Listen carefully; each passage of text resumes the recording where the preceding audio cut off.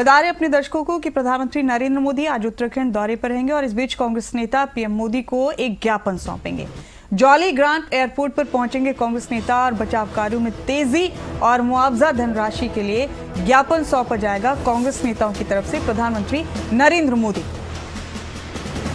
इस पर भी बात करेंगे अपने ब्यूरो हेड राव शफात अली से। राव शफात, प्रधानमंत्री को कांग्रेस की तरफ से ज्ञापन सौंपा जाएगा ताकि राहत बचाव कार्यों में तेजी आई जा सके। मुआवजे की रकम को लेकर भी इस ज्ञापन में जिक्र होगा। जान सकते हैं क्या क्या मांगों को लेकर ये ज्ञापन प्रधानमंत्री को सौंपने की तैयारी है कांग्रेस की तरफ से।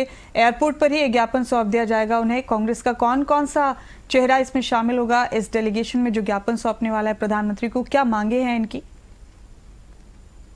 देखिए, प्रदेश जो अध्यक्ष है कांग्रेस के करण माहरा, वो तो मौजूद रहेंगे और दूसरे जो बड़े नेता हैं वो भी इसमें शामिल हो सकते हैं। तो ये ज्ञापन दिया जाएगा प्रधानमंत्री नरेंद्र मोदी जब उत्तराखंड में पहुंचेंगे, देहरादून जॉली ग्रांट पहुंचेंगे।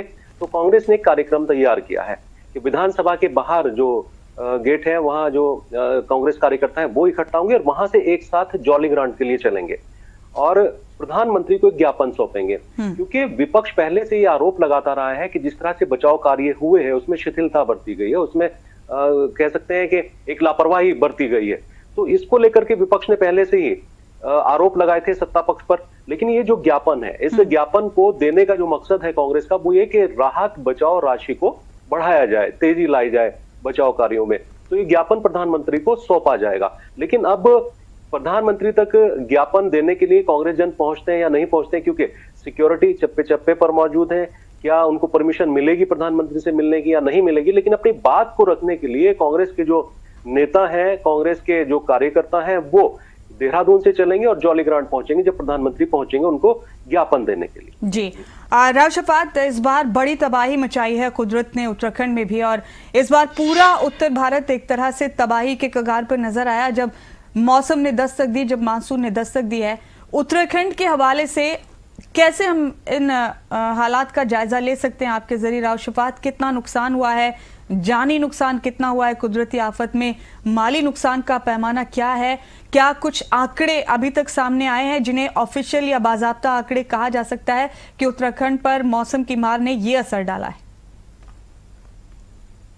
देखिए, क्योंकि अभी आकलन चल रहा है मुमताज, केंद्र सरकार की टीम भी मौजूद है उत्तराखंड में, राज्य सरकार की टीम भी लगातार आकलन कर रही है और ये बड़ा नुकसान हुआ है। और अभी प्राथमिक तौर पर राज्य सरकार ने केंद्र सरकार को जो मदद के लिए राशि के लिए अपील की है वो 5,700 करोड़ रुपए की है। लेकिन नुकसान अभी बहुत ज्यादा है।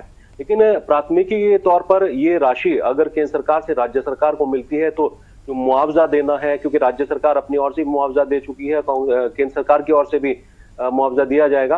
तो जो नुकसान हुआ है, क्षतिग्रस्त इलाके हुए हैं, बड़ी तबाही उन इलाकों में मची है, तो पुनर्निर्माण करने में राज्य सरकार को आसानी होगी।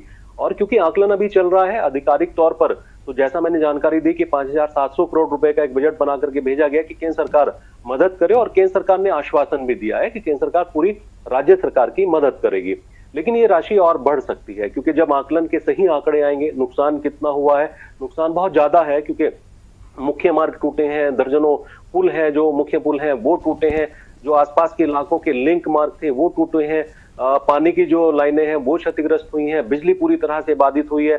तो कुछ इलाके तो ऐसे हैं जहां बहुत ज्यादा नुकसान हुआ है। तो अभी पूरा आकलन के बाद राज्य सरकार केंद्र सरकार की जो टीम बैठेगी उसके बाद एक संपूर्ण आकलन आएगा, उसके बाद केंद्र सरकार को ये तमाम जानकारियां दी जाएंगी। जी, बहुत शुक्रिया राव शफात आपका मेरे साथ इस बातचीत में शामिल होकर उत्तराखंड के हवाले की तमाम तस्वीरें हमारे दर्शकों तक पहुंचाने के लिए।